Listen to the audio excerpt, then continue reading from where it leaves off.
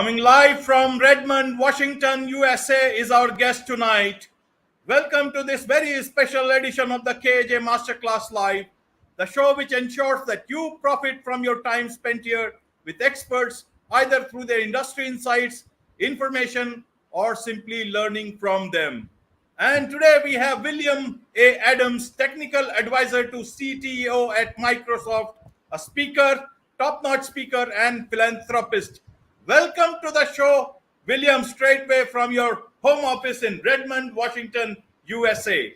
Thank you. I was listening to that announcement. I was like, man, it sounds like it's going to be an exciting boxing match. You're so enthusiastic. It will certainly be a lot of learning, a lot of exciting conversation with you.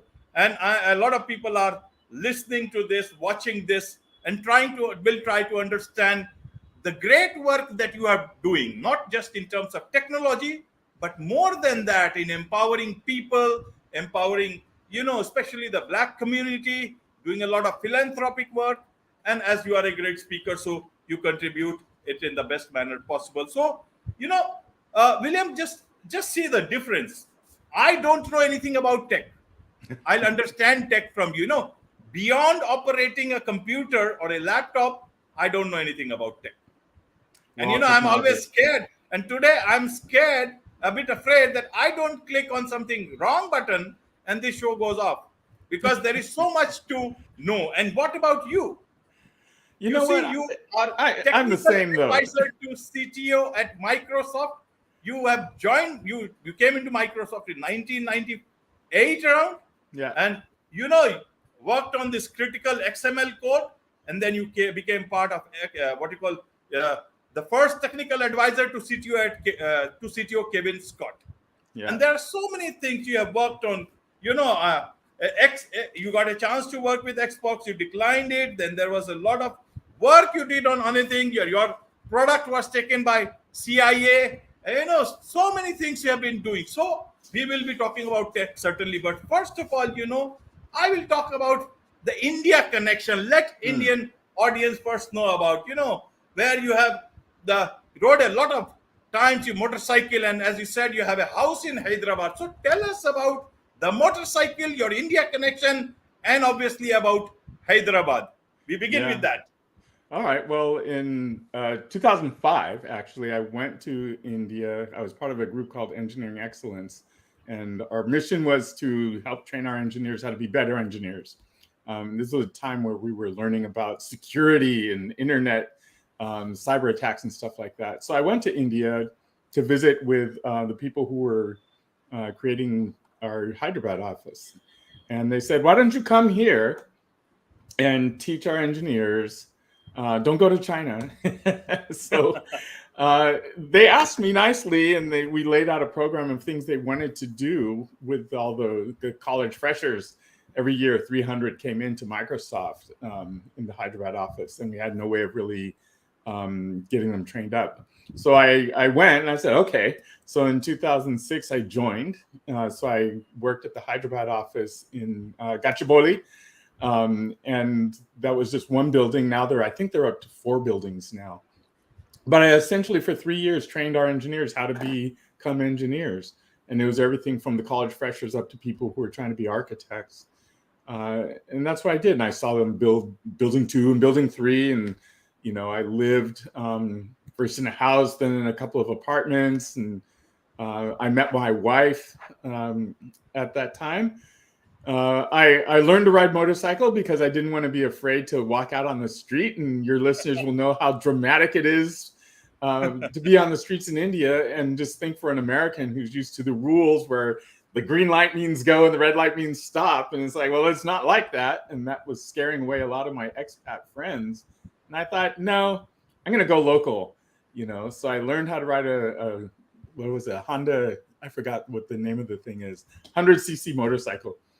And I was just on the streets with everybody else, honking my way through traffic and being 2 inches away from everybody and dodging cows and all the rest. So that was my Indian story, I suppose. And you still try to recapture the exhilaration of riding a motorcycle in India, right there at Redmond. So sometimes whenever it is, you get a chance. Yeah. Yeah. So now, yeah, William, carry on. Well, that's pretty much it. I learned a Okay. lot of things by being in India. One was just about, and this is really a credit to my wife, just the importance of family. She would say, "Oh, okay, you earn all this money, but why? What's the point of all this? Your family is what really matters. I mean, don't throw away all that money, but your family is important. And this is something for me as an American. Yeah, of course, family is important, but not like in India where family is important, and responsibilities. I have 8 sister-in-laws, and we take care of them because that's my responsibility. I'm the at this point, I'm the brother, if you will, right? And the Right. brother who's the brother, and that's a serious commitment, complete with my youngest sister-in-law still needs to get married, and that's my responsibility to help her find a husband. So it's a very interesting connection for me. It's really changed the way I think about life, and the things that I do was because of my time in India, I think. Yes. Yes. The things that you do, putting so much of money, your own money, $200,000 of your money in empowering people, doing more for the community. We'll talk Yeah, about that, William, for sure. That's what I've been wanting to talk about. But yeah. first about the tech part, you know, you want to promote diversity, and you believe that technology exists to empower people. Yes. Yeah, and there's a very clear distinction between being a technology consumer. I have props. We're all consumers, right? We all have phones. That makes us tech consumers. A lot of us have computers. Some of us have too many computers. So that makes us consumers of technology. Um, while we are all consuming, the people who own the technology, the people who have an equity share in the companies that make the technology, the people who have the patents, as the wealth is headed towards technology, those people are getting rich and therefore making decisions about how the rest of us live, right? Right. So they have the equity in technology.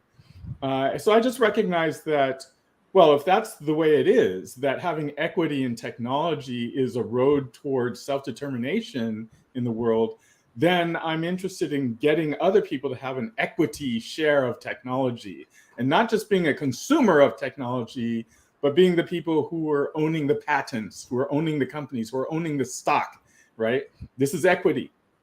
So as the wealth based on technology rises, other people's base of wealth also rises, right? So I'm interested in getting my melanin enhanced people, I'll say, uh, to become owners of technology, and that means helping people become programmers, or helping them start companies, or anything related to tech. And tech doesn't only mean you work for Microsoft or Apple. Technology is everything these days, from farming to filling out prescription drugs to just everything. Everything is tech. So it's not just you get a programming job at Microsoft. It's also you learn how to do statistical analysis so that you can do machine learning, so that you can work for an insurance company in tech, Right. right? If that's what your passion is. Or same with farming or medicine or any field, just finding a tech angle. So that's what, and I call this tequity, right? You Right. have I I equity. love that. I love that word. I love that hashtag, William. That's Yeah, great. yeah. So I just tried to encapsulate in one word, like, well, what are you after? What do you mean? It's like, well, tequity. It's equity in tech. It's as simple as that, because that's the rising tide right now, is technology. So having a boat in that rising tide is what's going to lift everyone up. If you don't have a boat in that tide, you get drowned, right? So you don't want to be drowned by tech. You want to be in a boat so that you rise up as that wealth rises up in the world. Right. Right, William. Now, in terms of, you put it so nicely that tech to empower people, and tech is not just doing the high-end work or about programming and all. Yeah. But I wanted to understand from you, from a person who has seen tech from so close and still has maintained the human part of it. Now, a lot of people in different settings, it's not happening that way. Earlier, tech was supposed to free humans from your manual work and lot of Yeah. other stuff.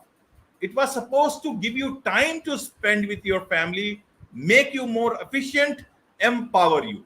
Hmm. And you are still working on that empowerment, Yeah. in a different manner. You are the co-founder of diversity and inclusion program Leap. So we'll come Yes. to that.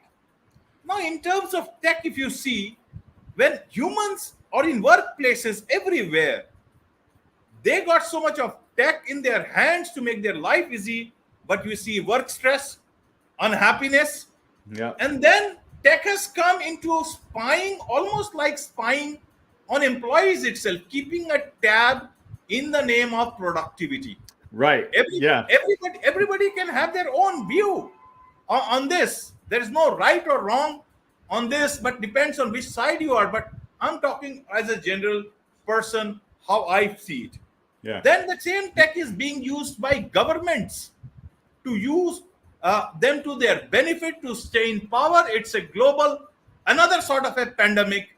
Anybody who's in power wants to use the tools that are present there. We'll not make it a political discussion, but I'm just trying to bring to you that where we started with technology and where we are. Then companies Yep. are doing spying. There is collection of data. Data, there is loss of freedom in terms of data privacy. Even you see, and it's not a negative way, but you made a technology which was bought by CIA, instant messaging. So Yep. in a way, technology is being used in such a manner that humans, as a whole, I think, has taken some places a backseat. How do you see it from where you are at the moment? Yeah, I think this is a very important point that, and this has been true throughout humanity, right? There has always been technology. I mean, let's just look at something like the bow and arrow. A bow and arrow can help you hunt and get Right. food, right? And before the bow and arrow, all we had was rocks and sticks and driving the animals off a cliff or something like that.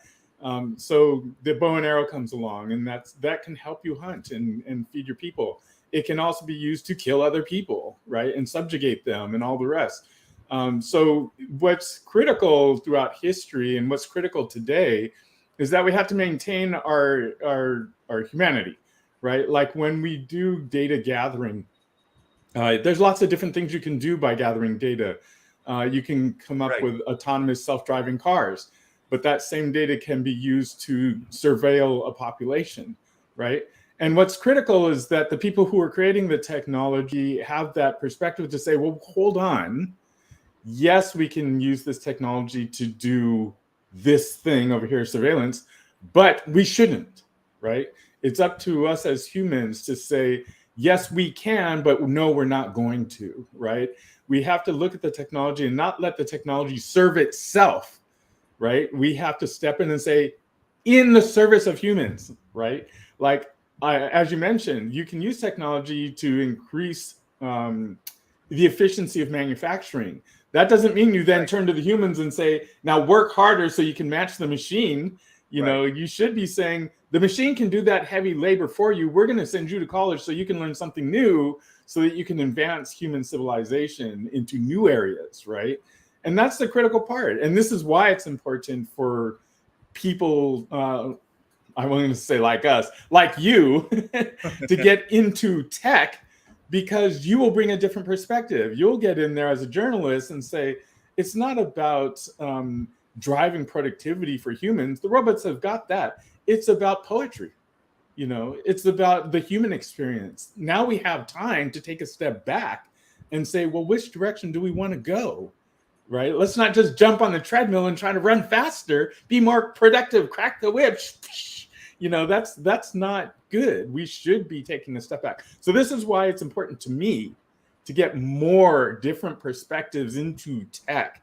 so that we have a different outcome other than just serving tech to serve tech, right? More dollars for the people that own it, less dollars for people who don't. It's like, no, we got to even that out. The tech has to serve humanity, or else there's no point, right? We all will just be under the thumb of tech if we don't do that. If we don't assert our humanity, we'll lose it, right? Right. And you see, William, the biggest concern that I have or I see around is the loss of empathy between Yes, human beings. empathy.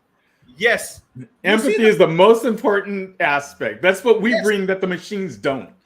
yes, Right? yes. Everywhere you see, you are sitting next to another person and you are talking to them on that internal, communication system. I Yeah. don't know when we turn towards that. Are we so scared of each other, of denying things that are on record that they will deny it? So you put it on a system that it is there, so you cannot deny it. Or you don't Yeah. want to communicate, or you don't like human smell, you don't like human beings around. How is it that we have moved away from another human being just next to you, and technology seem to have, I don't know, technology was meant for that. I want your perspective. How does it, how did this happen? When did this shift happen actually, that Well, we this is lost always. our empathy? Yeah, I think it's a convenience thing. I mean, again, going back through history, let's blame the telephone. Let's blame the telegraph, right? Okay. Let's blame smoke signals from a distance. As soon as you can not see the person you're communicating with, you have the opportunity to lose empathy, right? Hatred of others has always existed. This is why we fight wars, right? I want what you have, and I'm going to demonize you and dehumanize you so that I can take what you have and make myself okay with it. So we've always had the propensity for losing empathy for other, right? In India, even, we have caste system. Let's call it what it is. I mean, there's plenty of non-empathy in every society, right? Technology just amplifies our ability to pull that bad part of our humanity out, right? It makes it easier. It's not that technology drove non-empathy. Technology just makes it easier for us to be non-empathetic, right? It's a convenience. So, like you said, I mean, if you walk out into the street, you see plenty of people like this walking down the street. As you said, they're looking right here, and there's a swarm of people walking by them. Well, it's no different than in the 80s when we had our headphones on listening to our Walkman, right? It's like you're trying to tune out what surrounds you and just be in your own little world. Tech just makes it easier. With this, you get to capture your eyeballs too, as well as your ears. So you got your white, headphones in, and your eyeballs are connected here, and that's your world instead of the world that's around you. So the propensity for losing empathy has always existed. It's part of the human condition. We've always been tribal. We've always had us versus them. That's how we survive. But technology makes it easier, right? Now, can we pull back? Can we use technology to increase our empathy? Right. In some cases, it does, because the fact that I can hear from someone who's a protester because they're tweeting live as they're being beat up, well, that increases my empathy. I didn't know that was happening at all before. And if I have empathy for their situation, I now know about it because of the technology. So the technology it's a dual-edged sword, right? It's like it can bring you closer to people. I mean, when you're walking down the street doing this, you're close to somebody. You're just not close to the people that are around you. So your tribe can be selective, right? That's what technology does. It allows you to choose a tribe that's not physically around you. So I can choose a virtual tribe. If you're a protester, you love cats, you can team up with all the cat lovers in your city through technology, whereas before you couldn't, right? And maybe your tribe is all people that love cats. So technology certainly has the ability to distract and cause empathy to distance, but it also has the ability to pull together. So just like the bow and arrow, it can help you hunt or it can help you kill other people. So technology can help you pull together or it can help drive you apart, right? I think our consciousness is what puts us down one path or the other.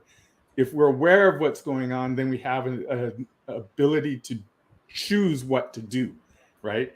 If you don't understand what's going on, then you just kind of go with the flow and you end up in a bad place and you didn't know how you got there, right? And this is the part that I think is key for us as humans. If we want to exist in the future with our humanity, is to recognize this fact, right? Technology is a dual-edged sword, and it can pull together or it can push apart, and you have to decide what you're going to do with it, right?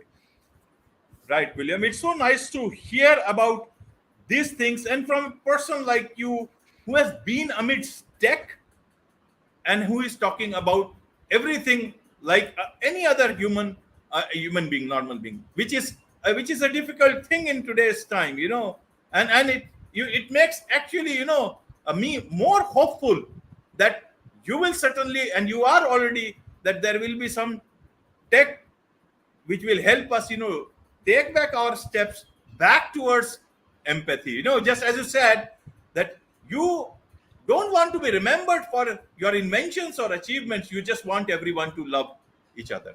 Yeah, pretty much. At the end of the day, it's like, are you going to remember any code that I wrote in the last 40 years? No, of course you're not. It's going to be gone. But will you remember that I helped a bunch of women and minorities get jobs in tech and therefore advance their lives better? Yes, that will last probably 20, 30 years maybe, right? Right, and that's what you are doing. So I'll just ask one more question about tech, not about tech exactly, but you see, we have reached to a level where machines are learning, Machine learning is so much prevalent. Machines are learning. Now, what should humans do? What should they learn? Or, what should humans will have to learn now? Yeah, well, I think I wrote a paper a few years ago, it was called Workforce 2050, and it was predicting what the workforce would be in 2050 and what we should do about it.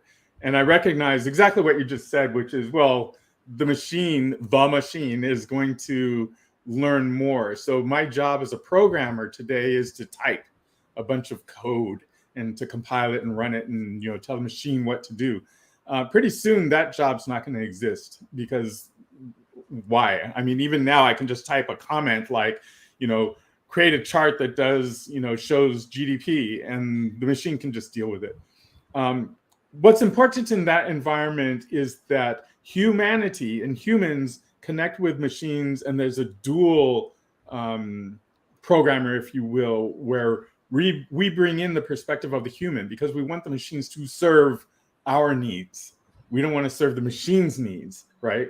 So I think as we leverage technology, it's important to bring in philosophy and social science and just art and all these other sorts of things. We must bring humanity into the into the machine world, or else the machines will not serve us. They'll serve themselves, and we'll find ourselves on the outside. So I think it's if I were to, well, I do have young children. I train my young children to focus on what it means to be human, what it means to have empathy. My son's name, Raheem, means mercy, right? So it's like, I want him to bring that into the world and tell people why mercy is important, and therefore tell the machinery why mercy is important and what it looks like, right? So that's where I think as humans our thing is. But there's also an evolution of our humanity where it's like, well, why do we exist, right? Why are we here? Are we just here to procreate and perpetuate? Are we just a virus? Or is there some extended purpose where we're supposed to head to the stars or evolve in some way? And whatever that is, that's what we're going to do next. We're going to leave behind the toil of existence. It's like, oh, the machines have got us as far as creating food and medicine and all that sort of stuff. So why are we here, right? Okay. So it's a philosophical point as much as anything else. And once we stop trying to kill each other and take what someone else has for scarcity, we will get to that next level where it's like, all right, so we no longer have to worry about the land, the food, the medicine, why are we here? So that's what I think happens. And we will, if we tell the tech to help us do that, we'll get in a good place. If all we do is tell the tech how to kill other people, then we won't exist.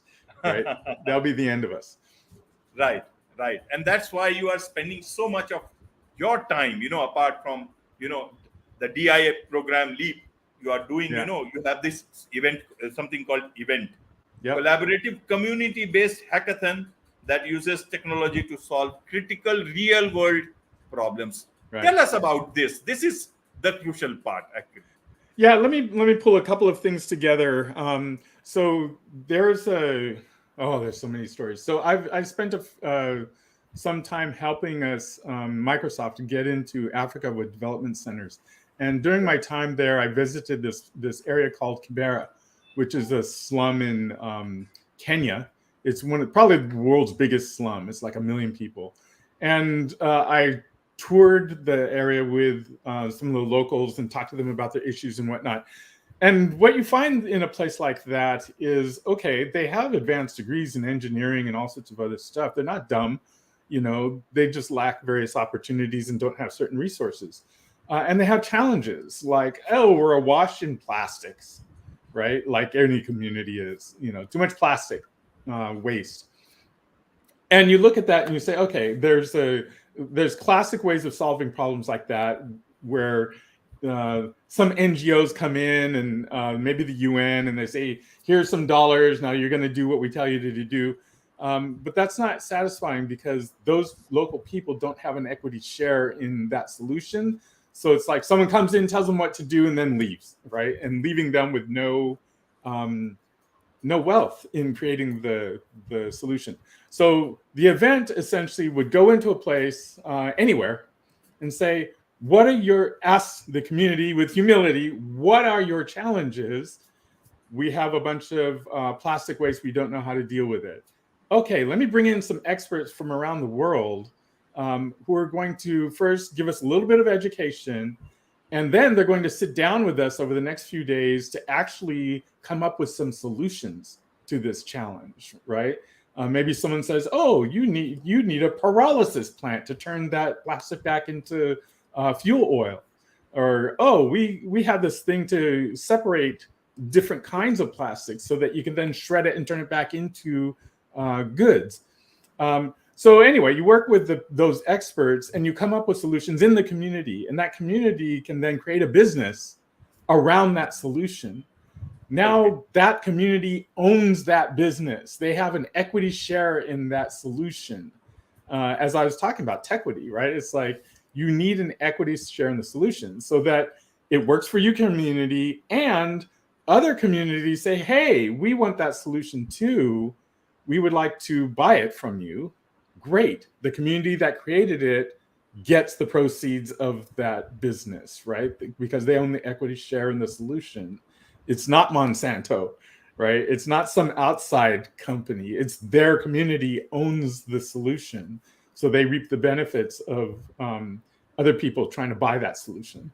So that's what the event is about. It's essentially going to a community, finding their hard challenges, bringing various resources in to help them come up with solutions, and then leaving behind a viable commercial entity that owns the solution and drives it for that community and beyond, right? And then you're also leaving them with the ability to come up with solutions on their own, right? Which is critical. You've now trained them how to hack a solution and turn it into a business, so that the next problem that comes along, perhaps it's around growing food locally, food security. They now know how to go about trying to solve the problem. They have the connections to our network of resources. They can pull together their own event, and then they can tackle that problem, right? So that's what the event is all about, is enabling local communities to create their own solutions and have an equity share in that solution. Right, right.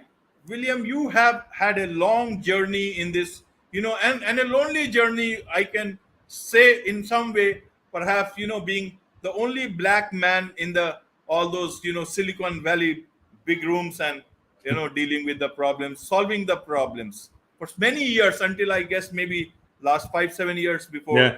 you started seeing more black people into. Now, what did you learn from this? What did you understand? Is it that who makes these differences? Obviously, I'm in terms of taking an example, even in Microsoft, it's not like that Bill Gates will tell, listen, you don't have more black people, and we got only 1 billion, and that's enough. We don't need any more. He will not never say that. Then where do the system get such cues not to have more chances to, people of different colors? Yeah, Just well, it's human nature is to be tribal, which just leads us towards you will hire people like you, right? And if your earliest days, in the case of Microsoft, it was mostly white guys, so they hired more white guys, and that just perpetuates. Those white guys that they hired will hire more white guys, you know. And in the earliest days of Microsoft, there was a certain geekery around tech, and it was mostly a bunch of white guys. So like hires like, and then that becomes an unknown bias, right? A hidden bias. They don't realize that that's what's going on. It's just what they do. And then you codify it by saying, well, we go to the top universities, we go to the top 15 schools in the country or in the world, and we hire from them. What do you mean? There just so happens to be no women, there just so happens to be no blacks. So don't blame me, blame the system. So for the longest time, we allowed that to be the excuse. It's like, well, the pipeline just doesn't have people, so, it's not my fault, it's the system. Okay, so you have to go, someone has to go out of their way to say, well, let's look somewhere else, right? In the earliest days, somebody said, we need more Indians at Microsoft. And that was true across Silicon Valley. And there was a whole influx of Indians in Silicon Valley and California for electronics, for software, for all sorts of things. There were probably two distinct waves. So somebody who was in an executive enough position said, we're going over there.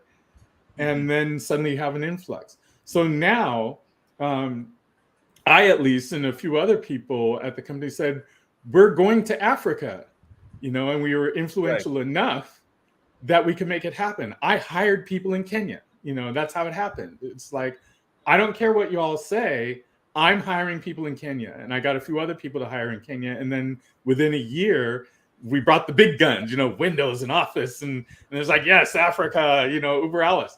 But it takes somebody who has enough influence to just say, we're changing this. And that was true for LEAP. The LEAP program was about hiring women and minorities. And we just changed the script. We said, let's stop trying to go just to the top universities. Look at all these coding academies. Look at these community colleges. Look at all these career switchers. Look at all these mothers who have PhDs in computer science who just have been out of the market for 7 years. Let's hire them, right? And I had enough force and insight and methodology and Rolodex to be able to bring those people in and say, hey, look, here's somebody different. You should hire them. And people went, oh, okay, we never thought about doing it that way. So it requires courage and conviction of somebody who has enough skills, resources, connections, whatever, to say, we're changing this. We're going outside the norm. We're going to step away from the way we've been doing it. And therefore, here we go, right? That's what it takes. So you have to have a discontinuous, instead of just doing the normal growth, you have to have a discontinuity that says, oh, we're going to do it different, right? We're going to go in this different direction than we've normally been doing. And enough of the leadership around has to say, okay, we're willing to try that out, right? And then it happens. Without that, you don't get that kind of change, and things are just status quo and they remain the way they are, right?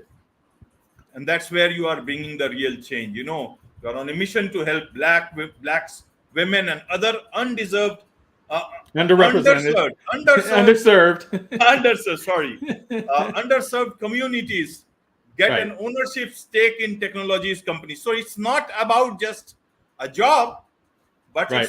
it's more. You deserve more than a seat at the table. Own the table. Own Create the your wealth. own I'm table. quoting you here. I'm quoting Yep. you here, William. Yep. Own the table, create your own table, stop chasing the tail lights of other people's successes, create your own success. Exactly. Right. Okay. And when you own the table and own the wealth, what would be like? It will be only for some inclusive, or it will be just people who have been, left out by the system? Well, ultimately, we're a human family. So by creating more tables, more seats at the tables, you're essentially saying, hey, we matter too, right? And I'm not going to show up at my table and then look at you and say, well, you're not welcome at my table. I'm going to set up my table and I'm going to look at you and say, you can come sit at my table, right? And then maybe you'll say, okay, you can come sit at my table. So it's a way of saying, let's put us on an equal footing because the machines are doing all the labor for us. So let's put ourselves on an equal footing so that we can work together to advance humanity, right? It should not be that only 1.1% of the world's population owns 90% of the wealth and the decision making, right?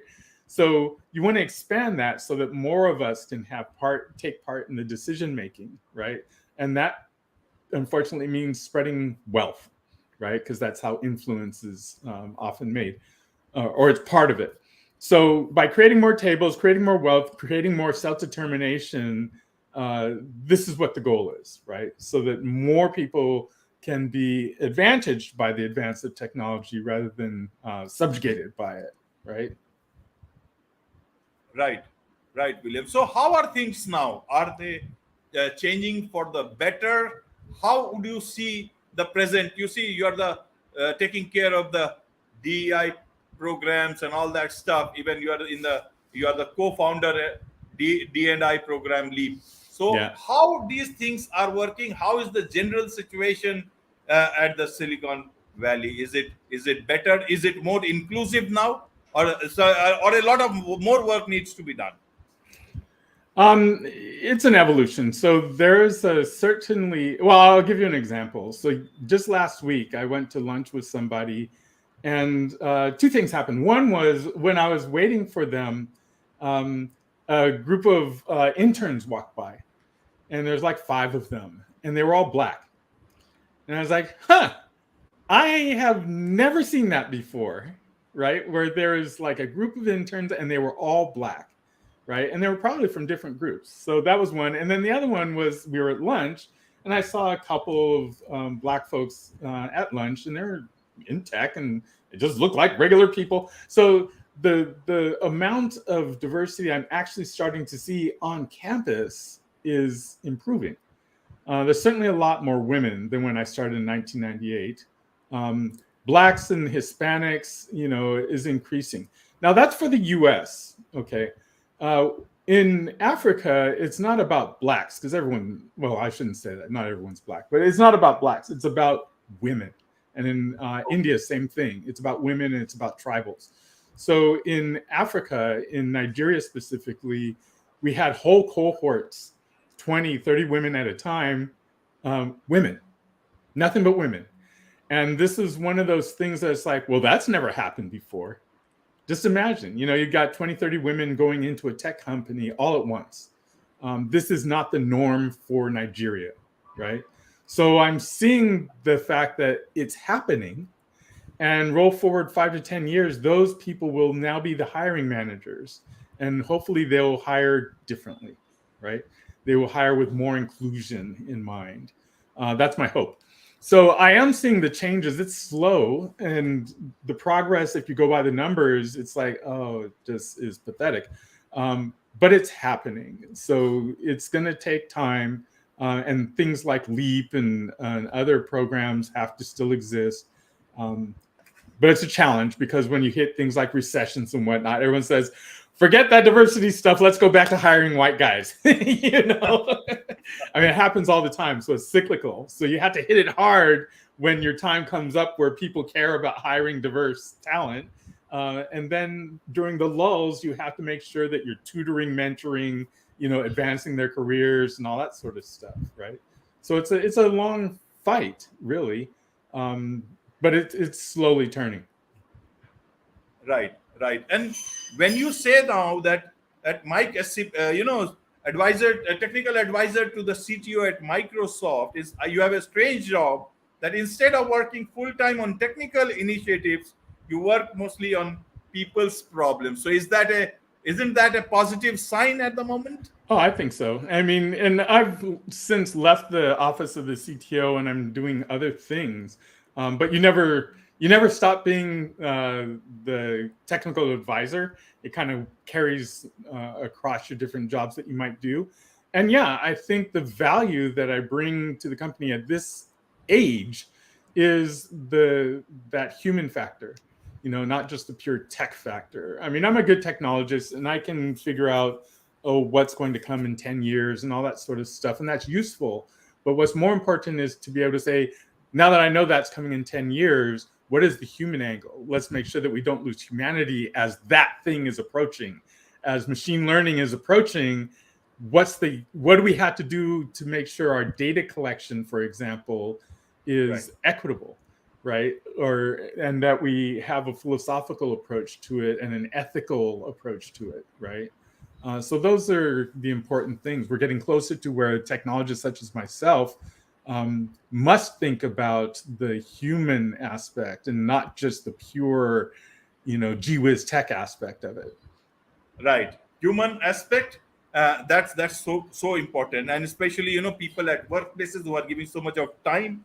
So that is where that as humans you have aspirations also, right? And that is where you talk about entrepreneurs within the organization, and you say tech inclusion initiatives that pay off for the company and the world. Can you tell us about that? Because that's a great direction for a lot of people who are on the tech side. They can be entrepreneurs within the company itself and benefit, and it will be beneficial for everybody. I mean, people can learn more about it and know about it. Yeah, entrepreneurship is, and different companies do this in different ways, but it's essentially saying, all right, I, for example, sit at Microsoft. I'm sorry, I have to take my kids to a dentist appointment. That's why I keep looking off to the side. No.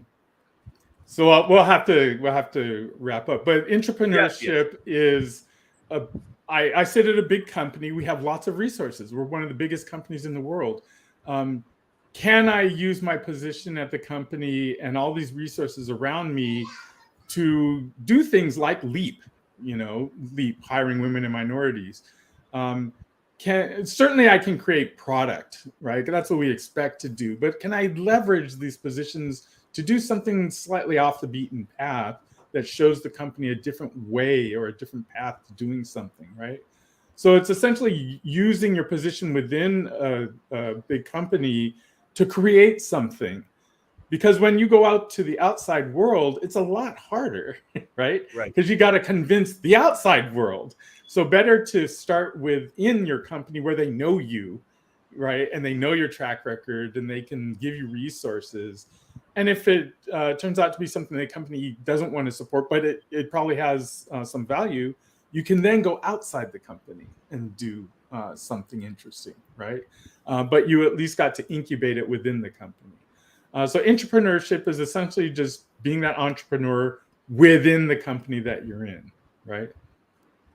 Right. Where actually people have stake in the good of the businesses. Yeah. Right. William, I know you have to go, and within this much time you can only talk as much. There is so much more to talk, and this is just the beginning. Lifetime of stories. Yes, and we will certainly try and capture as many stories as possible, because those are not tech stories from you, William. They are mostly human stories. So that is what I'm more interested in, where tech empowers humans and does not do otherwise. Right. So thank you very much for your time. With this, it's a wrap on this very special edition of the KJ Masterclass Live. Thank you so much once again. All right, you're welcome.